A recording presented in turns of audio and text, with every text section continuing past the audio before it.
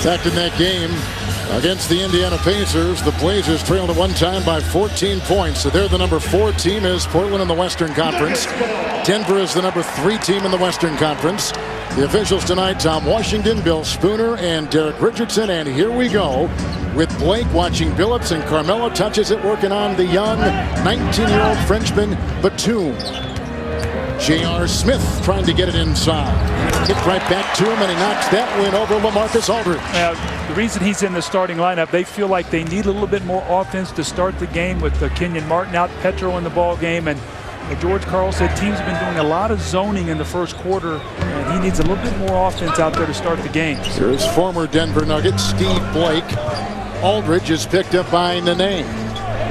And with the shot clock down to 7, Roy, Blake by Anthony, and finding Priscilla with a quick Denver foul called inside. At the 11:09 mark of this first quarter, this is going to go on Nene for the first time. Well, you talk about a valuable player. Steve Blake on this team is sort of the unsung hero. He brings such a toughness to this team. Actually played here for Denver in the playoffs the one year, so they know him very well. He knows them. George Karl spoke very highly of him before the game.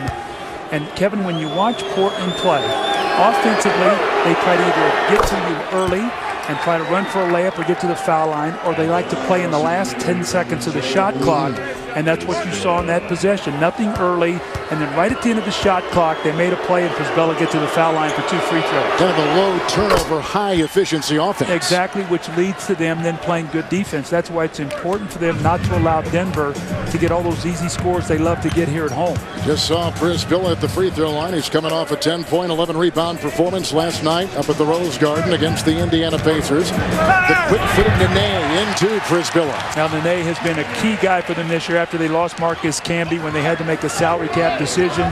Moved him to the Clippers really for nothing, and Nene has only missed 3 games this year, been very healthy.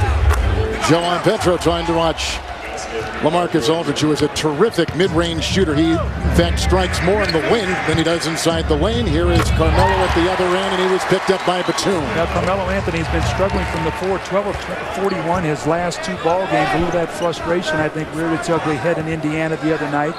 That's 29%. Aldridge again outside, this time over Nene. And that's what he is. He's a mid-range shooter. He'll stretch out a little bit to the 3-point line, maybe a step inside it.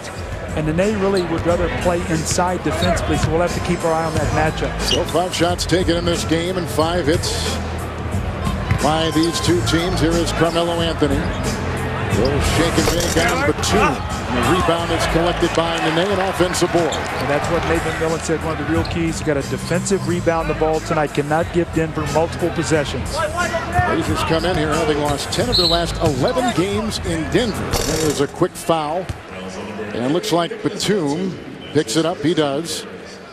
Very athletic, very defensive-minded player whose offensive game is a work in progress. And I think that what Nate McMillan likes is for him to start the game, give them a defensive presence. Then when Nate goes to his bench, it's more offensive-minded with Travis Outlaw and Fernandez. There's a pass to Chauncey Billups trying to find Carmelo on that baseline, but they come in with Outlaw, Fernandez, Rodriguez, Bayless. So they have a lot of offensive weapons coming off that Portland bench. They have one of the most potent benches in the league.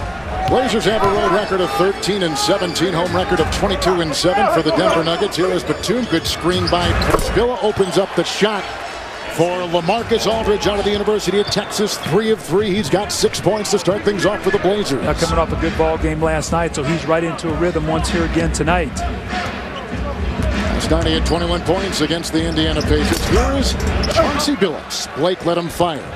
And there is a good defensive rebound by Priscilla. That's what he thrives in. Aldridge inside, and he's defended by Joan Petro. So Aldridge has seen a couple different defensive stances on him to begin this game. Well, last year he played a little bit more inside because they did not have Odin. Odin's not here obviously tonight, but last year they really tried to get him working in the post. It's going to be a blocking foul on Priscilla, and Nene just with that power just powers right through him and is going to have the opportunity to finish up the 3-point play. What a great pass on the wing from Carmelo Anthony. Carmelo Anthony, it's been a tough year in a lot of ways for him. Carmelo, this is a beautiful pass down the lane, but when Carmelo came off that great high last year of last summer of winning the gold medal, and he's been banged up this year, Kevin. He's had the elbow problem. He missed games with the right elbow. He broke the right hand. missed games with. He struggled a little bit with the knees, said his legs are a little heavy here late in the season. So a little frustration physically for him that he's trying to battle through here as they finish this season. Brisbilla picked up his first personal foul for the Blazers, and here comes Stevie Blake. One of the top scorers in the NBA is Brandon Roy. Going right to the hot hand right now. Aldridge are going to go to him till they stop him. This time a little bit of a double team. A little show by Jones. That means Blake is 3 for 3. Rebound by Carmelo Anthony. And Blake shoots 43% from 3, so he's a very high percentage shooter from behind the arc. He's having a career year so far. And here's a runner by Petro, former Seattle Supersonic. Rebound by Aldridge, and here comes Stevie Blake, who played at Maryland. Billups is on Roy. You can see the speed of Roy getting free, and that's caught by Smith underneath. Very deceptive player, Brandon Roy. Gets wherever he wants to get on the floor.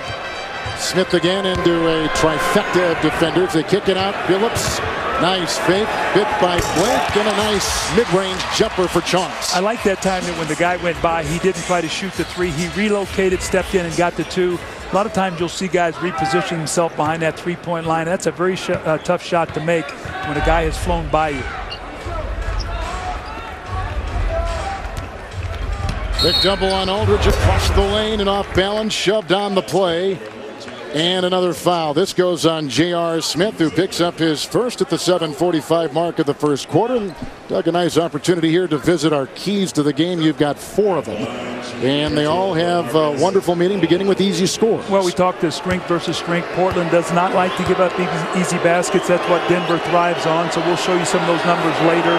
The rebounding, really critical because Portland is #1 in offensive rebounding. And Nate McMillan talked about how important it is for their team to rebound the ball. The bench, especially in back-to-back games, it's going to be important, I think, especially for that Portland bench to come in and spark their team. In fact, George Karl said that Keys would not let Aldridge, Roy, and the bench get going. And then Roy as a closer, one of the best in the NBA. Portland 7-1 this year in games 3 or less. Last year they were 10-2. They're very confident in close games. And then Carmelo Anthony, always that guy, has the ability to have big fourth quarters. Right by Smith into Nene, who drops the sledgehammer. He's got 7. Aldridge has 10 of Portland's 12. So the big men thriving early in this game. It's so great to see him playing, Kevin, and healthy. I mean, this young guy's been through so much in his years here in Denver and playing inspired basketball for the Nuggets. There's a couple screens, too, in fact, for Blake, who's got the mismatch on Petro. He got 1 from Aldridge, 1 from Brisbilla, knocked out Billups, and Blake working off him so well. But watch this thunderous jam inside. Well, J.R. Smith is on the floor because he can create offense. He can do it on the dribble. He can get his own shot. He can stretch it to 3. Very streaky. This time he does a nice job of finding the open man and rolling down the lane to Nate for the finish. Petro picks up his first personal foul. A screen by Brisbilla, but 2 has some freedom on Anthony. The rebound by Chauncey Billups. It's 3-on-4 the other way. Boy, Billups has really stabilized this team, hasn't he? Yes, he has. And one of the guys who's benefited by him is J.R. Smith. It's a long lead. Chauncey Billups, who had a brilliant game in Detroit the other night. 21 in the first half, ended up with 34. I talked to him before the game. He said, it was great to be back, but I wanted to win that game so badly. Chauncey's having a career year, too. 19 points a game. And I think what they've done, too, with Chauncey is they are much more of a conventional team. Last year they played so much random offense. So much of the scoring was Carmelo Anthony and Allen Iverson. And this year they played more half court. I think they feel more comfortable in the fourth quarter, closing out games, although they've struggled a little bit here the last 7 games in the fourth period. That's a good point. Aldridge over in the game. Rebound by J.R. Smith. Right out of high school to the NBA. They love his potential. They're giving him the start tonight. He dances on Roy. Petro, quick hands of Aldridge. Shot clock at 10 across the lane. Nene. Oh, and Smith flies out of no place and slams it down with a technical foul. Assessed after the jam. That's what he'll do. He'll mesmerize you and then he'll terrorize you. I mean, the great finish, and you're about ready to cheer for George Karl, and then you hang on the rim. So obviously, they love the passion, and J.R. Smith is one of those guys. He is. He can shoot you in. He can shoot you out. I think George Karl's going to plan on playing him as a backup point guard tonight a little bit. And Brandon Roy misses that free throw. Well, he's a pretty good free throw shooter, 82%. With no Anthony Carter tonight, he said he might get Chauncey out of the game early, let J.R. Smith play a little point guard, and then come back with Chauncey. So J.R. Smith is a very, very talented player. Kenyon Martin tonight not playing, back strain. Anthony Carter not playing. He's got a left thigh issue, and so they miss those two players, and here comes Blake. Off to LaMarcus Aldridge, who has started 4 of 5. Roy has put up one shot, but 2 over Petro. Another rebound by J.R. Smith. Portland has missed 5 consecutive shots, and here comes Anthony the other way. Nice move on Batum. Carmelo Anthony. A little space that time with the off arm and a little fade back, the jump shot. Carmelo's off to a good start, as is the Denver Nuggets. Anthony 2 of 3, and Denver, as you say, Doug, is off to a great start. 11-2 run. Yeah, when they get those points in the paint, they are tough to beat, especially at home. This is J.R. Smith with a strong finish. He's in there for the emotional spark. He has done that. And Denver off to a great start here tonight early.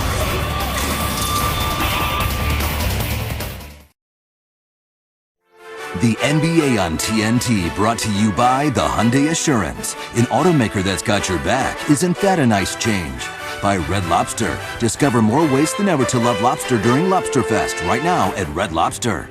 By the United States Marine Corps. The few, the proud, the Marines. And by Knowing, starring Nicolas Cage. In theaters Friday, March 20th.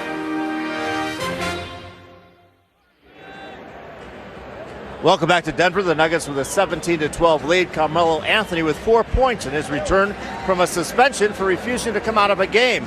Doug mentioned it at the beginning of the telecast. There are those who continue to question the decision. But George Karl told me today it's not open for debate. I think it's pretty simple. I mean, we had a, whatever you want to call it, a mission statement early in the season, a mantra that we're going to change our professionalism. We're going to be hardcore on certain things. And it was shocking, it came out of nowhere.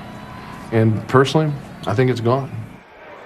Well, Carmelo Anthony says he has learned his lesson, that the next time he subs, he will sprint to the bench. That time should come in a few minutes, Kevin, when, once again, Lennox Glazer will be the one coming in for Carmelo. All right, Craig, he has not apologized as of yet to George Karl or their organization. I'm sure, Doug, that you agree with the stance taken by the Denver Nuggets. I think the key it wasn't personal. It wasn't like a lot of stuff going back and forth between player and coach. And Carmelo and George have talked about 4 times since that point in time. And it is, I think, flushed away. And probably a good situation that it's taken care of. And the best way you handle that is for Carmelo to come out and play well, the team to get a win, and to assure that that will not happen again. Petro picks up his second foul. You take a look at Melo, who is averaging 16 points, and Doug touched on this earlier. 29%, little shooting slump here over the last couple of games. As you see Brisbilla make his second trip to the line.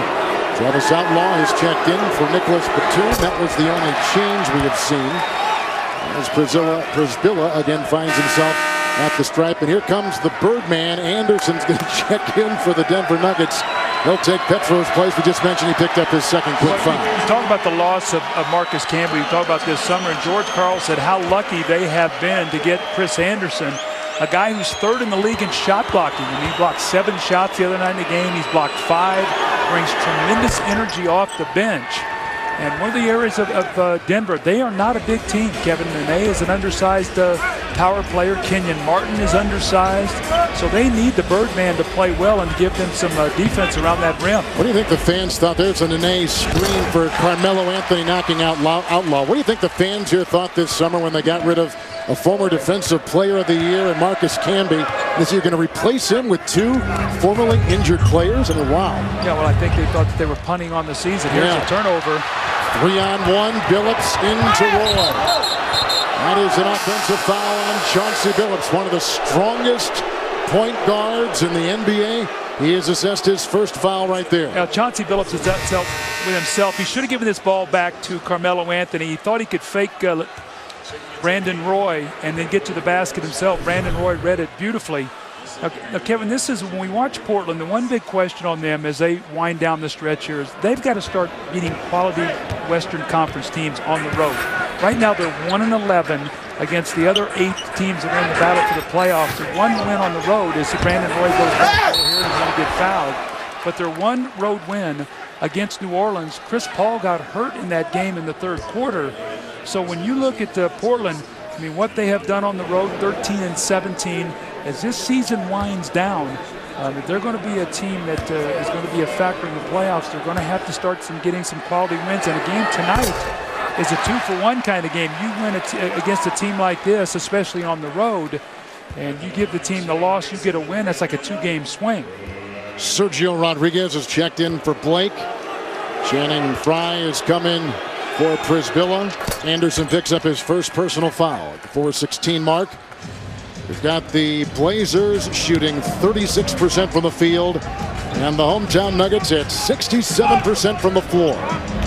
Anthony has gone 4 of 5. Nene finds the Birdman. Anderson flies off the baseline. Well, Denver getting to the rim too easily tonight. That's too many layups, and I'm sure Nate McMillan cannot be happy about this. 24 points they've already given up in this first quarter. Still almost 4 minutes to play. Way too many points on the road. And about 6 minutes between shots hit from the field until that hit right there. They had a long drought. Roy puts it in. And as you were talking about his first hit, he's taken 2 shots. He's got 3. Anthony over Outlaw. Rebound by Channing Frye. I think you're going to see Roy go to work here a little bit. He feels like his team is struggling. Really hadn't looked much offense. Look for him now to try to start taking a few more shots. Roy weaving inside with a beautiful shot. Looking one way and throwing it up the other. With the left hand, this young kid he's such a good player. I love his demeanor. You don't know if he's got a pair or a royal flush when he's playing. I mean, I love. Well put. There's Chauncey Billups working inside on Sergio Rodriguez, and that is a foul on Rodriguez. Here they're going to bring in Rudy Fernandez. He'll check in for the Portland Trailblazers. He's going to give Roy a chance to take a breather at the 3:09 mark. Nene will leave. Here comes Clazy. Here comes Dante Jones.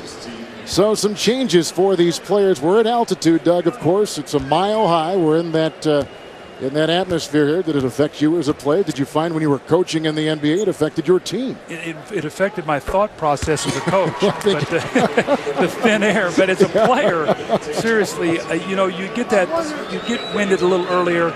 And you get that second win, and then you're okay. And I think that the one thing as a coach, you don't talk about it with your team. You don't want to plant any kind of seed. Now, the PA announcer here will go on about a 3-minute spiel about what high altitude will do to the human body. So they want to make sure in Denver you know. Fernandez and Rodriguez. Aldridge, Frye, Outlaw. That's the Portland 5 on the floor. Chris Anderson has picked up LaMarcus Aldridge across the lane. Nice defense. Denver shooting 65%. They race the other way with Linus Kleza. Phillips out there. Jones, Carmelo Anthony, and the aforementioned Chris Anderson. Outlaw watches Melo. Step out of bounds. Travel with the ball. You can see what George Karl has done here. He's come in. He's kept Chauncey Billups and Carmelo out on the floor to keep their offensive keys out there. And then this is Brandon Roy with a nice finish. But George Karl a little bit undermanned, trying to make sure he has enough offense with his defenders. Beautiful shot that time by Brandon Roy, and Portland's trying to battle back in this game, down 8.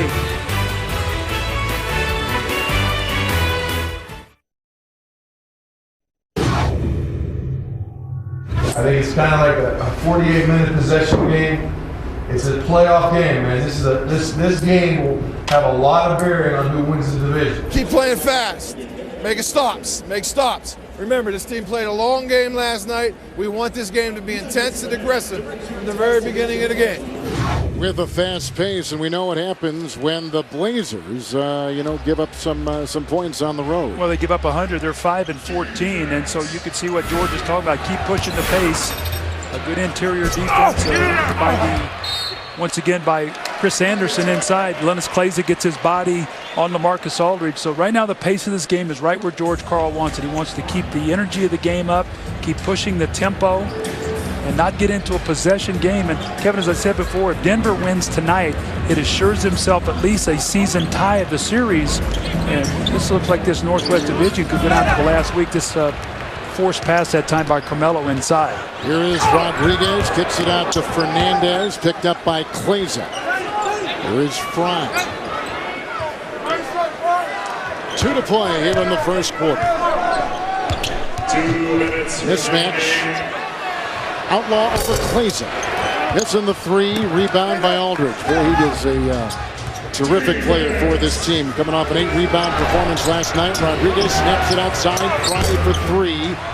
Rebound by Billups. The closeout there, by the way, by Anthony, who leaks early and flies the other way and gets the deuce. Well, Carmelo Anthony's always been a guy who loves to get out early. Actually, George Karl doesn't mind that if they have enough rebounding on the floor, because he can get ahead of the double teams and score easily without having to play in the half court. Channing Frye is going to have to make shots with him. This is a guy who can shoot the ball. Rodriguez, a late close by Carmelo. A short shot hit the beneath portion of the backboard, and Portland has missed 12 of their last 14 shots. What did Nate McMillan tell us? As you take a look at the quick release by Carmelo Anthony, and he flies the other way. I like what Chauncey did on that play, though. He threw the ball ahead rather than keep it with the dribble. He threw it ahead to Carmelo, recognizing he had an opportunity, and he cashed in on it. Across the lane, Billups hands off to Chris Anderson, who goes barreling into the defense of LaMarcus Aldridge. Nate McMillan's got to be concerned right now, Kevin, because his team is lacking energy. And I know that Carmelo had a game off, obviously. He was back here resting, and Denver is not a back-to-back for them. And this is a Portland team that they're going to have to show some tenacity. Their coach is a very tough, aggressive, defensive-minded guy, and I don't think he's happy right now with their defensive presence in that paint. And he said before the game, we've got to bring a certain mentality to the arena. Not when you're down in a game. We've got to do it well before we tip off. And they're down 13. Right. Denver's on a 7-0 little mini run right now. Shot clock is down to 7. Here is Frye trying to double. Game by Anthony. And some help from Dante Jones. And here comes Carmelo the other way with no fouls to give. And a half minute to play, and a drive inside by Kleza, which you certainly say do it. Don't shoot out. Don't settle for that outside shot. Drive that ball inside. Well, when you're struggling shooting, my feeling is always drive in there, get a foul, get a layup, get to the free throw line. And you can see here early in this game, Kevin, look what's happened. The aggressiveness is all Denver Nuggets right now. The free throw attempts, yes, by Portland. But look at the assists, look at the points in the paint, look at the blocks. All aggressive statistics that right now belong to Denver. George Karl has to be very happy about that. And again, Nate McMillan, I'm sure he was concerned about his team's energy. But right now they have been reacting rather than being the aggressor. Frye picked up his first foul. J.R. Smith has just checked in for Chauncey Billups. A lot of emotions in this game. George Karl said the return of Carmelo after the suspension. First place is on the line. A quick trap of Rodriguez. Here is Frye. Rudy Fernandez making a move. And there is a turnover. The second by the Portland Trailblazers by Fernandez. And Johnson will come back in. Kleza will leave. Clock at 22.5 to play here in the first. Well, look at that. Nate McMillan, he's going into his bench even deeper. He's now coming in with Jared Bayless. Sergio Rodriguez struggled, was not getting it done. Jared Bayless, a very strong guard. I think he feels like Nate, he told us before the game, maybe he can be a good physical matchup for Chauncey Billups. Both of them very powerful guards. Nuggets come in having lost 2 consecutive games in 5 of their last 7, but they have won their last 2 here at home, including a win with the Los Angeles Lakers a week ago.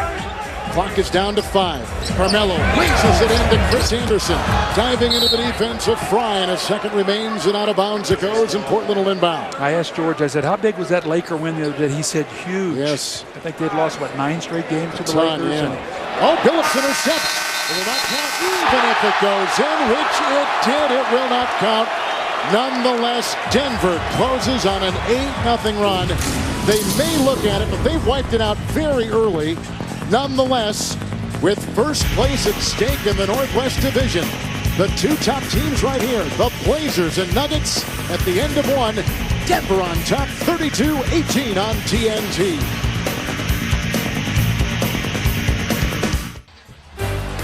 Nuggets enjoying their biggest lead, shooting 65%. Carmelo has 11 at the end of one. Time now to talk. Presented by Charles Schwab. Here's Craig Sager with Nate McMillan moments ago. Well, Coach, giving up 32 points in the first quarter, I know is not your game plan. What went wrong defensively? Well, we got to get closer to these guys. Carmelo and Billups, those guys are making shots. Smith, they're making shots. We got to get up, square our shoulders, and get into them. Last night you came from behind again, 14th time, a double-digit deficit. You've won. What's the key to your comebacks? Well, it's a 48-minute game. We didn't get off to a good start here. We got to get more movement with our offense, and we got to stop these guys defensively. All right, thanks a lot. Back to you, Kevin. And a quick interception. Thank you, Craig. Here comes Claza. He got by the defense of Jared Bayless. 10-0 run right now by Denver. And Doug, in that first quarter, they had runs of 9-zip and 8-0. Well, Portland missed 13 of their last 15 shots, and when they're not efficient offensively, they cannot get back defensively and get set, and Denver's just taking advantage of them. Here comes Bayless squeaking in the paint, works on Anderson, ball knocked away. And we know what happens when Portland falls behind after one on the road. Yeah, they're 7-14. This is a team on the road that needs to get off to a good start. But, you know, George Karl sent the message to a team. This is a playoff game. This is a team that we're playing for the first place in our division. You win tonight, it's a 2-game swing. It assures at least a season tie. They play, I think, the last game of the year, or close to the last game of the year, in Portland. Outlaw. And Anderson came out there to defend. He was one of the top scorers off the bench last season in the NBA. That breaks a drought of 4 minutes from the field. They had missed their last 7 consecutive shots to the Blazers. Well, they got to get stops here defensively. J.R. Smith this time over the rim, and just all the hustle plays right now going to Denver as plays and misses the easy putback. So Outlaw's out there with Prisbilla, Brandon Roy, Jared Bayless, Travis Outlaw is out there, and here is Fernandez. Rudy Fernandez for 3 over Claza. A much-needed triple by the Blazers. Well, they're capable of doing that. Portland shoots 38% from behind that three-point line, which is one of the top 10 teams in the NBA. They're actually 6th, and they use that very much to space that floor, especially when Brandon Roy is out there penetrating late in games, and they can use that to get right back in the ball game. Anthony Anderson, Claza, Smith with it right now, working on Bayless. Isaiah Jones out there, too, for Denver. There's a good-looking shot on the wing. Assist goes to Anthony. Smith puts it in, and here is Bayless holding on to his knee. Jones with the defense, the former Dookie who has defense as his calling card. Roy is the one who fell. Jones picks up his first. Those are the scary kind of injuries because you get a knee in your thigh, and that can get sore very quickly. So Brandon Roy, let's hope that that's not something that will tighten up as the game goes on. Doug, young Portland team, second of a back-to-back, 20 games left in this season. It's got to be tough for a guy like Nate McMillan to get points across, as you mentioned, to this young ball team. Well, you know, mentally, you got to fight through a game like this. Right now, they're back to within 13. They just got to keep pushing, and there's going to be a walk on Outlaw. And you can see what's happening is that Denver's trying to get up and push up at that three-point line and force Portland to take tough two-point field goals. And we talk so much about how that Portland uses that three. They make almost 8 a game. Here's J.R. Smith, 3 of 4 so far his start for the 39-22 Denver Nuggets. Screened by Anderson. Loops it outside. Claza again working on Roy. Lost the ball as he was going up, and it's picked up by Rudy Fernandez. A little more than 2 minutes gone here in the second quarter. Brandon Roy is 2 of 3. Tries the defense of Carmelo Anthony. See how they spread the floor here with Brandon Roy. He loves to play point guard, get in the middle of the floor, penetrate and kick to his open shooters. Jones had the rebound. Here comes Carmelo the other way. And here's Outlaw on him. So cross matchups now here over Outlaw. Anthony knocks it in. So we've got Anthony being guarded by Outlaw at one end, and then he is guarding, well, in this case, he's going to guard Bayless, but he guarded Roy the last time. Yeah, it's tough to match up like that. That's why when you don't score, you can't get back and get the matchups you want. This is Outlaw once again, and just drifting on that shot. Can't get it to go. Good screen by Prisbilla to give him that room to fire. Here comes Carmelo Anthony. Did not make the All-Star team this year. Anderson with the screen. Anthony with the short-range shot. And Prisbilla is there to vacuum it in. Brandon Roy the other way, 2 of 4. And whack as he drives in a foul call. That will go on the Denver Nuggets. A physical team, and I think Nate would like to see his Blazers a little bit more physical if they can be. Yeah, I'm not so sure that that's in their makeup right now. I think as they get older, they might be a team that would take some harder fouls, but I don't think Nate would mind that, especially to start a game like tonight, to just set the tone of the game. They did not do that. The Portland Trailblazers currently own the NBA's longest current playoff drought. The last time the Blazers reached the postseason back in 2003, when they lost to the Dallas Mavericks in the first round in 7 games. No players from that team currently with this Blazer ball club. Currently, the Blazers, Doug, are 16 games above 500 for the first time since that 2003 season. Well, Nate McMillan has done such a great job building this team. He and Kevin Pritchard, they're doing it through the draft with young players, making the right decisions. More importantly, when you bring a guy like Brandon Roy to your team, and he comes into that community, and for 2 years, all the public service things he did out in the community, trying to get those wonderful Portland fans re-engaged to their team. You know, some of the best fans in the NBA, and they disconnected with all the dysfunction that was going on out there in Portland. Now they're very proud of their Blazers. They're very, very proud. And they've got a team that is heading in the right direction, but I'm sure that right now Nate McMillan has not been happy the way his team has come out tonight. When you look out there, Kevin, their bodies aren't alive right now. They're playing very flat, and they're going to have to find a way to get themselves energized. Nene has come in for Carmelo Anthony, and Steve Blank has come in for Jared Bayless. 8:40 to play here in the second quarter. Live from Denver with Craig Sager and Doug Collins, Kevin Harlan. They tried to go inside. Nene following over Chris Billa. Grabs another defensive rebound for the Portland Trailblazers. He's collected 5 so far. Here comes Stevie Blake, who gave this Denver franchise some very good minutes when he was in here manning the point, settled the team down a couple years ago. He started the point guard in the playoffs for him. Roy, 2 of 4. Guarded by Jones, as we said before, a very good defensive player. Dante Jones tried to keep him out of the paint. That time you saw the strength of Brandon Roy. He got that left shoulder into him, put Dante Jones right on his heels. Portland's going to a zone here to try to defend the paint. 16 points in the paint here early for Denver. Good ball rotation. Smith over. Rudy Fernandez for 3. J.R. Smith, a terrific talent, having a career year. We had a great second half of the season a year ago, and then in the offseason got that 3-year, $16 million contract as Blake drives on the aforementioned Smith. And you can see Smith actually playing point guard now as Travis Outlaw steps back and knocks in that mid-range jump shot. It's a big week for the Denver Nuggets. Doug, they've lost coming into this game 2 straight games, and they have Portland tonight, first place in the line. Utah tomorrow night, as you talked before, up in Salt Lake City. Off-balance shot over Outlaw by J.R. Smith, and here comes Blake. We're seeing cross matchups all over this floor. Back and forth we go, and Blake falls and keeps it alive. Shot clock down to 10 for Outlaw. Good fake on Nene, who could not recover. Wow, what a shot is right. Nice play, little crossover, pull back dribble, and Nene, how many times have we seen him caught out on the perimeter trying to guard either a LaMarcus Aldridge, that time a Travis Outlaw. He's a guy that wants to be down in that paint right there where he is as Outlaw grabs him. Outlaw's come off the bench, 11 minutes, 3 of 5, 6 points. Foul goes on Outlaw for the first time. What's this little drag back crossover move? Created about 8 foot of space before he knocked that shot down. And Kevin, if you're Portland right now, you just want to get this back to a working margin. You're down 11 right now. You've gotten off to a very slow start. So, you know what, to get this to about 7 at halftime or so, you'd have to feel pretty good about it because Denver really came out roaring. Aldridge in for Outlaw. Billups has come in for Jones. Fernandez remains in the game for the Portland Trailblazers, guarding Smith. Here is Nene. He's got 7. Chris Billa defending. His feet are so quick for a big man.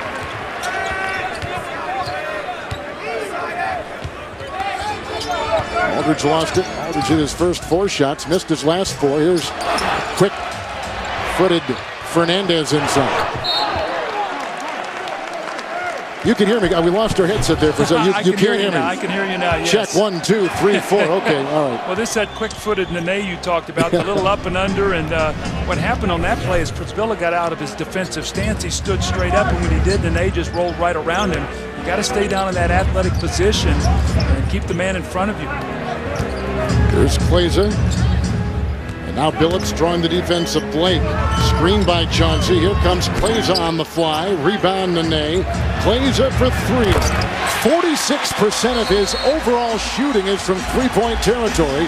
That's a high mark, but the guy knocks one in right there. Linus Kleza from three-point territory this season, 34%. Same as last year. This ties the biggest lead for the Denver Nuggets tonight, with 5:41 to play in the first half on TNT.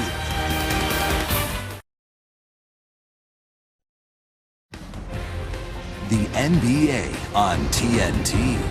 Brought to you by Halo Wars.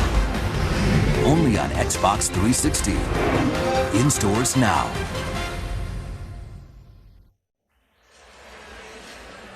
We are back in Denver right now. Let's take a look at the Aaron's upcoming schedule. What the Blazers, Doug, are facing tonight. Denver will face tomorrow night in Utah. That's where they play the Utah Jazz, which is one of the hottest teams right now in the NBA. That's part of the NBA schedule. Last week we had the Lakers were home against the Phoenix Suns, won that game handily. Got in at 4 o'clock in the morning here against Denver, and Denver beat them here. So it's part of the NBA playing through that schedule. And this is a game tonight that Denver, with the rest, has got to find a way to win, especially a head-to-head against a team that's trying to beat them in their division. Aldridge is 4 of 8. Headed by Anderson, who's got a handful of blocks so far in this game. Shot clock is down to 6. There is Blake. Switch on defense, Nene. There was a screen by Prisbilla and over Smith. This is Roy, who has started 3 of 6 from the field.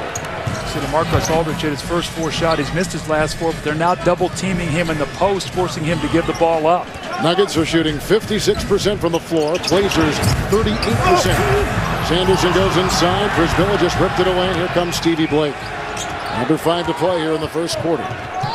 First half, excuse me. And here's Roy. 8 points, couple free throws. Aldridge, who's missed 4 in a row. Nene picks up the defense there. I got it. Rebound by Chauncey Billups. Rebounding advantage goes to the Nuggets. Shooting advantage goes to the Nuggets. 3-point shooting goes. There's a good screen by Anderson. Billups trying to sneak it inside. And again, Prisbilla picks it up and saves it for the Blazers, who come the other way. Here is Roy, the alley for Aldridge, who climbs high and slams it down hard. Now, beautiful pass that time by Brandon Roy. A couple careless plays by Denver. They'd done such a good job. Only had 4 turnovers. They'd had 2 turnovers in the last 2 possessions. And that's how you let teams get back in the ball game. You stop getting quality shots and you turn the ball over. Hernandez is on Clayton. Double with Prisbilla. He travels with the ball. That's the 3rd. 3 straight turnovers. Yep. They had had 4 the entire game up until that point, and this is what happens. You turn the ball over, and Portland's a team that doesn't run much, but they're opportunistic here off the turnover and get the slam by Aldridge. He finally scores again after hitting his first 4 shots, then missing 5 in a row. Carmelo comes in for Clayton. For the Blazers, Fernandez, Roy, Prisbilla, Blake, and Aldridge. Rudy Fernandez, Blake, Chauncey Billups out there with Anthony, Smith, Nene, and Anderson, and that is a 3-point hit, and it goes in for 6 in Rudy Fernandez. Well, that's 2 threes he's hit now. He's very capable. It's a guy at 22 against the United States in the gold medal game for Spain, so he is very, very capable of having a big night. I think that's, there's a pass inside by Carmelo, who's had a couple of sweet throws in a congested lane. It cuts the lane and off balance into Roy.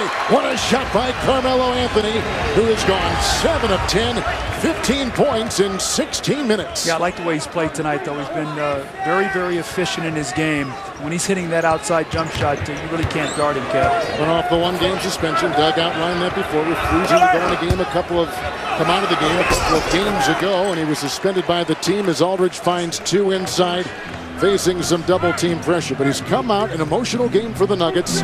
First place is on the line, and of course the return of Carmelo. Now Carmelo is playing passionately tonight, though. He's not emotional in the game tonight. He's very much passionate. It's Chauncey Billups, that little mid-range jump shot that he's so good at the shooting coming off that middle pick and roll. Billups 1 of 4. Tough shot here by Carmelo. They turn the ball over 4 straight times, almost a 5th. He finds the loose ball here and the floater. They're trying to keep this Portland Trailblazer team at bay. They lead by 11 with 2:42 to go here in the second quarter.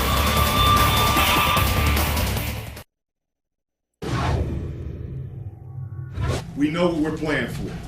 Okay, we know what we're playing for. What we do, we leave it out on the floor. Okay, 48 minutes, and we're going to need everybody. Right here, we chip away. We chip away. We got to make sure we rebound. We chip away. Hey, fellas, that team is just playing harder than us. Okay? That's all it is. Everything is harder. And the Portland Trailblazers, who come into tonight having won 3 consecutive games, are at the top of the ranks, Doug, when they've trailed by 10 or more this season.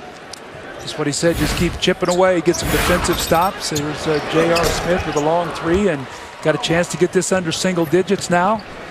Portland's working themselves in the game. They shot 32% in the first quarter. They shot 57% in this quarter. So Nate McMillan finding some combinations that will work and get him back in the ball game. Sometimes you have to stretch your bench to do that. Here is Brisbilla, got great position. Aldridge leads him right now with 14. Hits up number 16 right there. And Portland on a 9-2 run. They get it inside.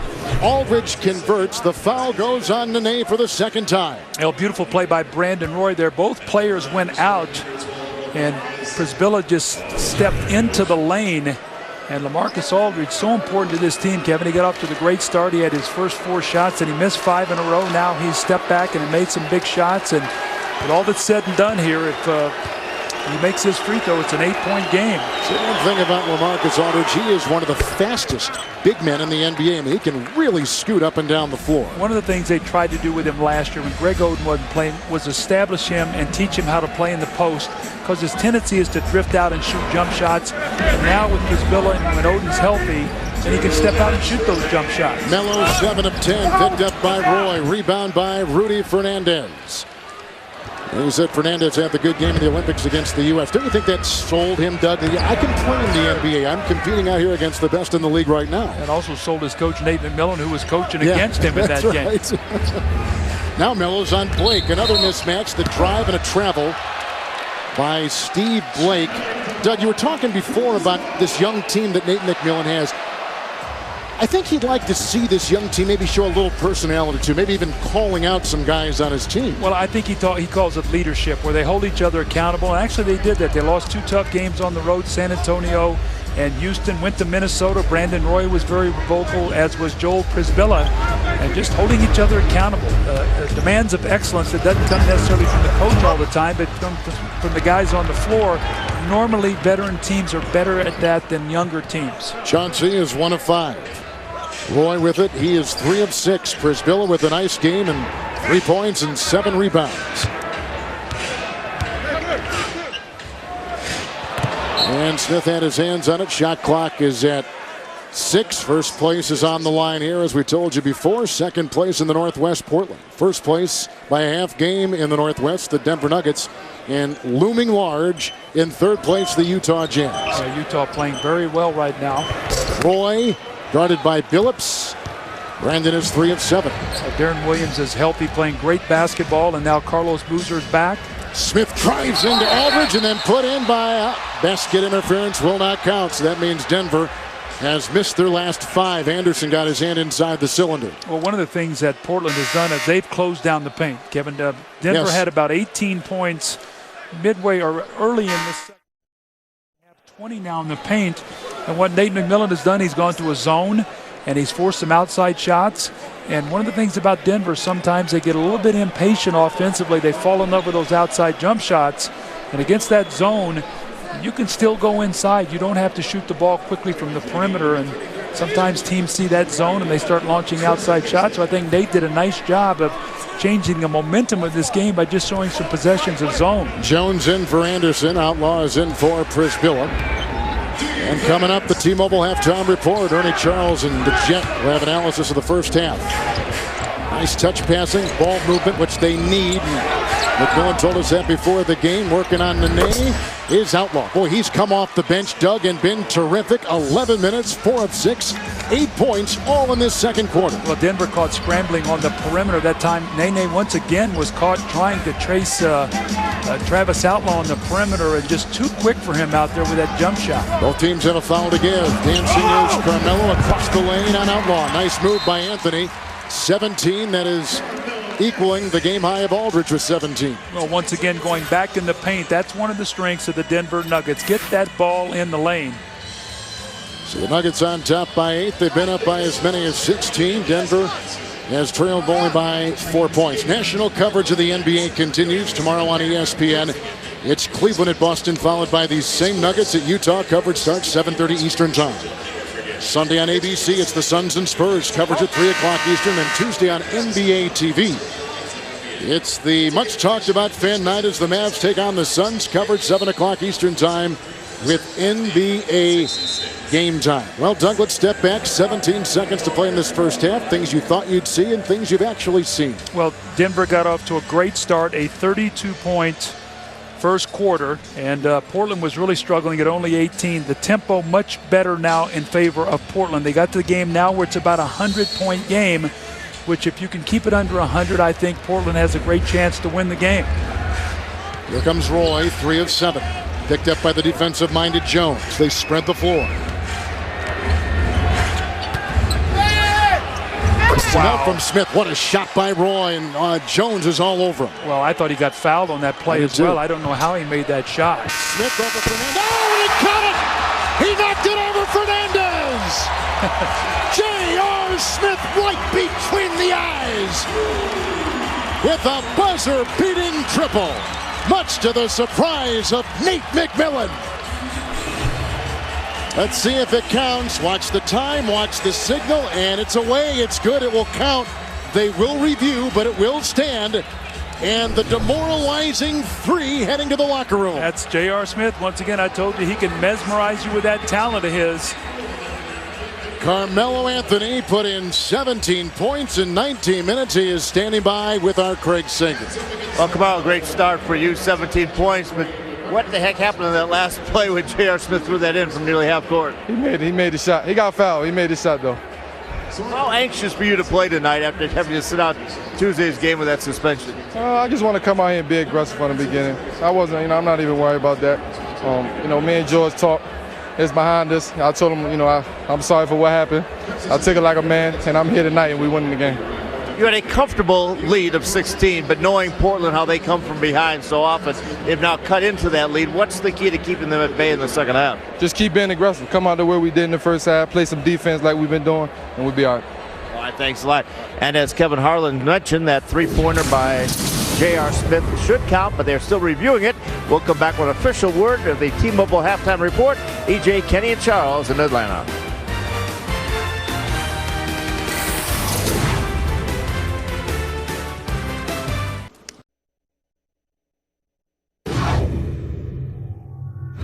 Nine-point ball game, not bad on a back-to-back. Okay, not bad on a back-to-back. Now what we have to do is tighten up defensively. Okay, tighten up defensively. Offensively, we got to move faster. Okay, we got to play harder. Okay, that's the gut check we talked about. We got to dig down. We got to dig down. Okay, and we come out and we win the third quarter, and then we win the fourth quarter. Well, the Trailblazers closed out that second quarter on a 14-7 run as our game tonight is presented by the United States Marine Corps with Doug Collins, Kevin Harlan. We were talking, Doug, about the shot made by Smith at the buzzer, but the shot before that really caught your eye. Well, Brandon Roy, I thought he got fouled on the shot, and there was no foul called. And had there been a foul called, he would have been at the free throw line. And I'm not sure that Denver would have been able to get that shot off. So that's a big shot for Denver. That lead had been cut to 6. Portland had been severely, I thought, outplayed. And that lead is pushed back to 9. So big shot there in a momentum play, carrying Denver into that halftime break. Portland got a nice start from LaMarcus Aldridge in the game. Went to him early, hit his first 4 shots, and then went cold and missed his next 5, but finished strong with 17 points. And a little inside-outside here, LaMarcus Aldridge. We know he can shoot the jump shots, and 3-point play opportunity. Nice pass from Fisbella. And then Carmelo Anthony had a very nice first half. A little pull-up jump shot here by Carmelo. He had 17 on 8 of 12 shooting. This was a floater on a broken play. And I thought one of the things that Portland was able to get themselves back in the game with, I thought that Denver got a little careless when they had the lead. They had 5 turnovers late in that second quarter that led to 10 points for the Portland Trailblazers. And I'm sure George Karl talked about taking care of the basketball. Doug, time now for Running the Numbers, presented by the motion picture Knowing. It's in theaters March 20th. 54% shooting by the Nuggets in that first half. Well, 18 points in the paint early for Denver, and then I thought that Portland did a better job of defending the paint. 13 assists by Denver in the game, 6 blocks, a lot of the energy plays, and Nate McMillan talked about not bad being down 9 at half, but he felt like that Denver had played harder in the first half than they had, so Be interesting to see how that they get out of the gate here, and I'm sure that George Karl has talked about his team is about energy to start this third period. Let's take a look at who's out there. Nicholas Batum back on the floor with Roy. Aldridge, Prisbilla sets a screen for Blake. And Nene comes out on Aldridge. Roy, Batum, he travel with the ball. Carmelo Anthony's out there along with Chauncey Billups, Johan Petro, Nene, and J.R. Smith. And Craig, what do you have? Well, I talked to Nate McMillan coming out of the locker room, and the first thing he said to me, he says, yeah, it's 9 points, but it should have been 5. They should have called that foul. Brandon Roy should have been the free throw line. J.R. Smith should have made that 3, and I hope Doug Collins mentioned that on the air. And I said, oh, yeah, he addressed it. He said, no, I think we have a workable situation now. He said, we're trying to get back in the third quarter, win that quarter, win the fourth quarter as well. And he says, I think that we can win this game. Prisbilla with his 8th rebound so far. Craig, thank you very much. Doug mentioned it, and Doug was all over that. Roy drew the double. Ball rotation, Blake, and now Roy. Petro late close. Tap in by Prisbilla. And that's the first offensive rebound for the Blazers since late in the first quarter. And they're the #1 offensive rebounding team in the league. They get 15 points a game on second chance points. So Denver has done a nice job with their defensive rebounding tonight. Here's Phillips, 1 of 5 into Blake. So strong, Chauncey can always get his shot, but his shot is not dropping tonight. Blake, Batum, Aldridge. Marcus Aldridge hit his first 4 shots, but has been staggering since. 7 of 12 in this game. Another offensive rebound for the Portland Trailblazers, and Batum is going to get to the free throw line. So George Karl cannot be happy here how his team has come out. They came out with great energy, had 32 points in that first quarter. In the second quarter, they get only 21, and that's with a 3-point heave at the end of that half by J.R. Smith. That is Petro's 3rd personal foul. 10:25 to play here in the third quarter. Waiting for my promo, and here it is. Join Holly Hunter and the rest of the cast in an all-new episode of Saving Grace, Monday at 10/9 Central. Only on TNT. The next step, Doug, from rising team to playoff team. That's where the Blazers find themselves. Road swagger. You got to start feeling that you can play on the road like you play at home. That's what the really, really good teams do. It doesn't matter where you play. Nene gets a couple of screens to Carmelo, who takes the shot over Batum. Rebound by Nene. Here's Chauncey Billups, 1 of 7. Inside Carmelo. Great feed. Down it goes. He beat Batum to the rim. That's what second shot opportunities will do. Give you multiple shots at the basket. That time a point-blank shot. Nice shot by Carmelo Anthony. Blake, 2-point shot, late arriving Petro. A much better ball movement, though. They're quicker with their cutting, and they're quicker moving the basketball. It's what Nate McMillan talked to his team about. He said, we've got to move quicker, got to move the ball quicker, and you'll get better shots, and we've seen that here in the third quarter. Blake has 2. He's averaging 11. J.R. Smith bouncing around like a pinball out there, and there's a foul called. With 9:29 to play, Roy picks up his first. First place at stake in the Northwest Division. Plus, at the worst, Doug, a split of the season series. But the winner here would go up 2-1 in the 3 games played and have first place in their poll. Yeah, the 4th game will be played in Portland late in the season.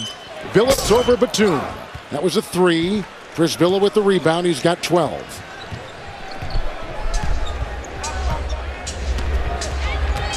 J.R. Smith is on Roy. Wow. He would not be stopped. Oh, and did he hurt his left knee? Did he bang it? He got banged again as he split that double team. But Brandon Roy, he's such an efficient player, Kevin. I always say when you watch him play, you say, how does he get to where he's going on the floor? He doesn't look that quick or that fast or whatever, but he just gets to where he needs to go. Here's another turnover that's going to lead out for a Batum dunk, and all of a sudden, it is a 2-point game, and George Karl cannot be happy. Nate McMillan's got to be proud of his young team because they have heeded his half-court message, sort of like an evangelist there at halftime. I was pumped up, ready to go. And I was too. 9-2 run here by Portland. Look at Brandon Roy splitting that double team. That's where he got banged by Petro. And right there you see the little bang to that left leg. A little teardrop over Nene. Denver 1 of 6 in this quarter.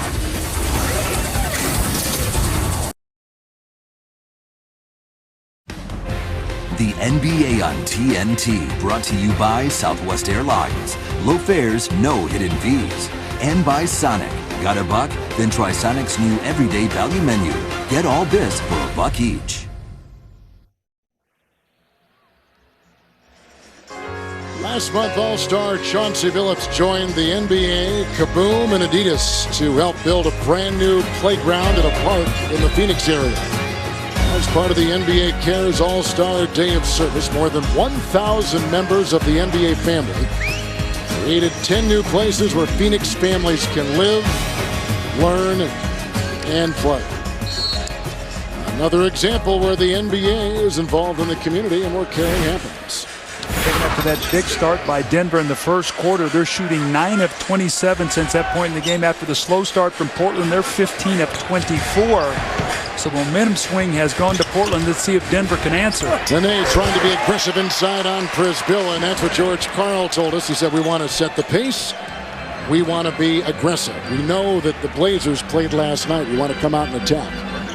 When you know you've got to go on the road tomorrow night, you heard Kenny and Charles talking about it. If you get a chance to get this team down, Portland in a back-to-back, you don't want to give them any life. As a turnover here as Nene knocks the ball off of Aldridge, but we saw the Lakers do this last week against Phoenix. Phoenix was undermanned. They went into L.A., and L.A. had such a big lead that Kobe did not play in that fourth quarter, knowing they had to play again in a back-to-back in Denver. When you look ahead at that schedule, you need to know what's on the docket there, knowing that get as much rest as you can, and now they're in a dogfight here with Portland. 4 minutes gone in the third. Nene over Prisbilla. So he's hit a couple now. Nene has come out firing. He's got 13 points. He is 5 of 9, collecting 5 rebounds. He's having a career year. And a good game tonight. Roy, 5 of 10. Smith on him. See, they've got Smith on Brandon Roy because J.R. Smith's a stronger guard. But you can see Brandon Roy is so clever, he's so crafty, steps back, shoots that little fading jump shot. He has the game of a much older guy.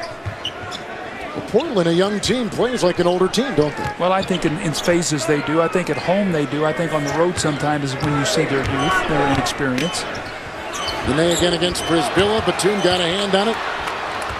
And off to Roy, ahead to Blake, around Billups to the trailing Batum! What a play and a pass by Blake, who put it perfectly with his 5th assist right there. Now the aggressive defense, again, points off turnovers. Now that's 14 points off the Denver turnovers.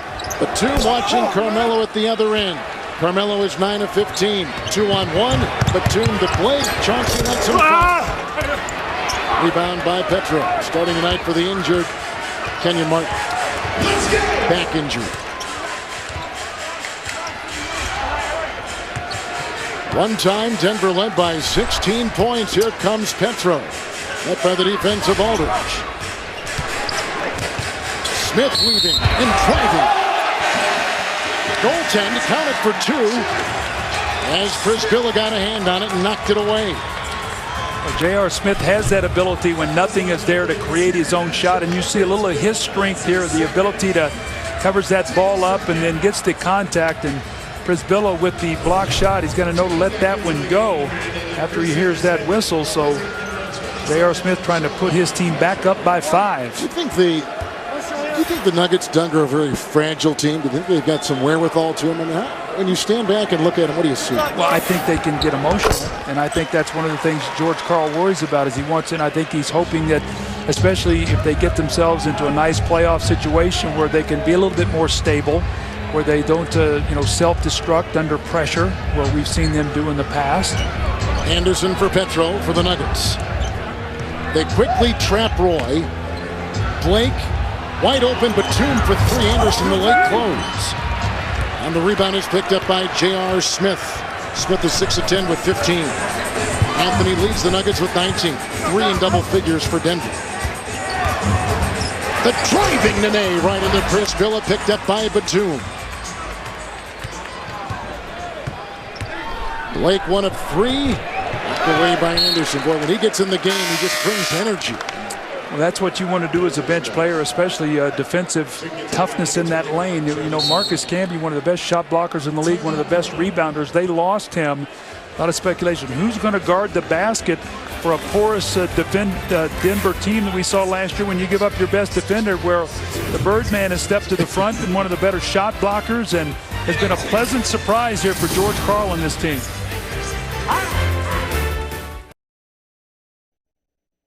He's the best day-to-day influence player I've ever coached. And the guy that's close to him is Chauncey. Chauncey's the next guy that I'd put on that list. And you knew it 1 week with the team that he came to work only for one purpose: to get better, fix what was wrong, improve what we need to improve, and be committed to total unselfish mentality to the team. Nate McMillan, who played for George Karl up in Seattle, calls him Coach K. He's also with another Coach K this past summer, but he said about George Karl, I hear his voice every day when I coach my team. Yeah, he's been such a great influence on him, and you could see a lot of this Portland personality from Nate McMillan and George Karl, the way he has coached his teams through the years. Blake for three, Nene on the switch, and he got it over the 6'10" center for the Nuggets. Blake pops one in. He's got 5 in the game so far for the Portland Trailblazers. You see the three-point shooting. Screen by Nene on Roy. 3 by Billups, touche. Blake was defended.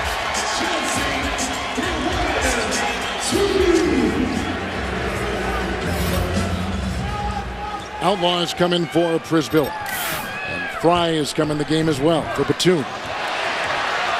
2-on-1 Anthony and Billups. Blake was knocked out. He got caught up in the drive by Billups, and Carmelo Anthony dug with the game-high 21. Well, that's normally when Denver is really at their best, when they create turnovers. But Portland is a team that does not turn the ball over. And George Karl talked to us before the game about they're a team that's very difficult to turn over. Here the long jump shot missed once again, and here's the run out once again by Carmelo Anthony, who likes to leak out on that break.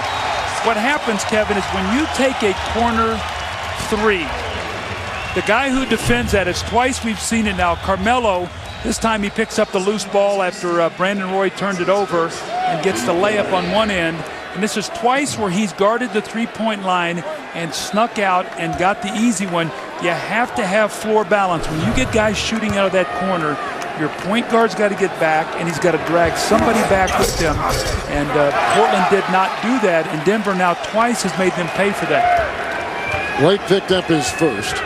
Anthony now has 24 with a very good night shooting. Comes, of course, in the wake of his suspension. Foul called on Blake. Billups was knocked off stride. Do you think Carmelo Anthony, Doug, will ever be great? I mean, great? I think he is great. I think that he's a guy who can score. I think a lot of his game this year, he has given up to have a more balanced team. They're not running and getting out on the break again. I mean, he's a terrific player. I mean, the problem is he's in the class, with LeBron James and some of these guys he's compared to, Dwayne Wade in that draft class. Guys who are playing at the top of their games right now. That's how he measures himself. I think he's a terrific player. I mean, I don't know what the ceiling is going to be on him. He's still a very young guy. Roy with the dance. Blake picked up by Melo. This defense by Carmelo. Not known for his defense. It tailed off last year, but he plays Blake very well there. Roy takes it across the lane. And that is a foul. Looked like Anderson got in there and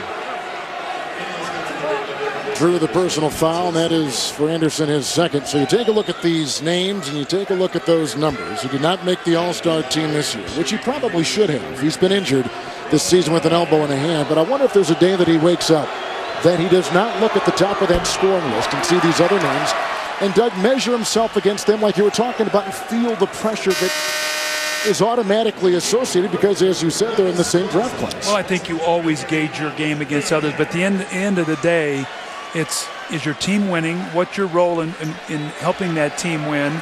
And for Carmelo, he's got to get out of the first round of the playoffs. Yep. Every year they've been knocked out in the first round.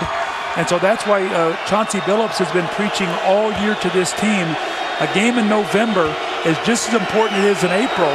If you're going to be able to try to get a seed, you get a 3 or 4 seed, get a home court, and give yourself a chance to get into that second round and see what happens. And Denver has not been able to do that. Playing some.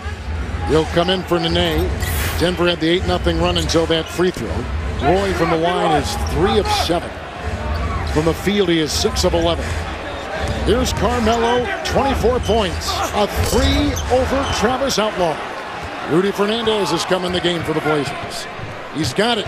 An open triple, 6 to close. Bingo, he puts it down. A bad shot always leads to a bad defensive possession, and Carmelo took that 3 that was contested, and then Fernandez comes right back down, knocks down a 3, so all of a sudden the game is back to 6, and Denver just cannot stand prosperity right now. They have become their own worst enemy. They get a lead and they take a couple bad shots, or they take a couple possessions off. And Portland, we've already seen, is a team that can come back on you. They've done it 14 times this year where they've been down double digits. They did it last night. They were down 10 with about 10 minutes to go in that game against Indiana, went on a 14-0 run. And if the game is close, Brandon Roy loves those moments. They're 7-1 this year. In games 3 or left, they've won 5 games this year by 1 point. Fry picked up his third. Here comes Fernandez watching Billups count it in the foul.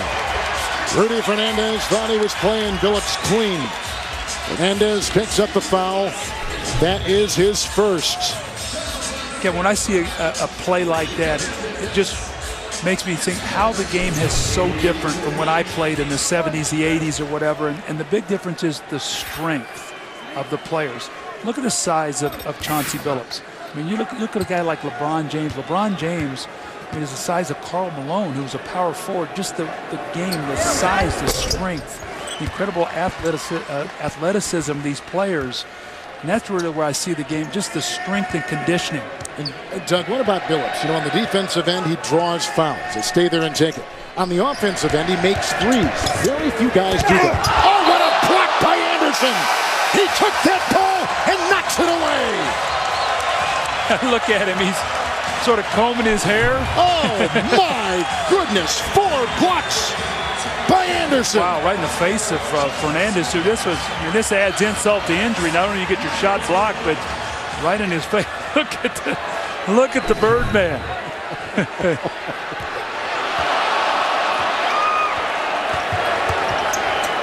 Chauncey backs up. Roy was defending. Rebound by the Portland Trailblazers and LaMarcus Aldridge. Big 220 here right now for both these teams. Can Denver push it into double digits?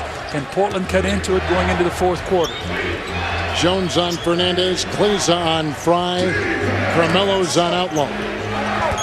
Oh, they got a defensive strip there, and Aldridge can take it right inside and jam, and the defenders, Doug, tripped over each other on that switch. I'm not sure Aldridge liked Anderson posing after that shot block. It's a little message to him. I'll be doing that to my teammate. And here is Carmelo Anthony on that baseline dancing and getting a 3-point play. We're seeing some spectacular plays here the last 3 or 4 possessions, Kevin. Watch Aldridge here. This was after Birdman had sent one back at Fernandez, like, bam, don't do that to my teammate. And then Carmelo Anthony loves that baseline, and this is where his strength. He's a power player who likes to play in the paint, and if you can get him out on the perimeter shooting jump shots, you got a much better chance of defending him. 27 for Carmelo, 10 in the quarter. 10-point lead for Denver. Craig? Well, you mentioned Chris Anderson posing after that block. What he was doing is running his hand through his hair. He's got several hairdos. Tonight it's the Birdzilla. That's because it is flipped straight back. When he has it spiked, it's called the Raging Rooster. But tonight we have the Birdzilla, so he is making sure that we notice. Kevin. Raging Rooster. We're noticing. He's got feathers tattooed on his bicep.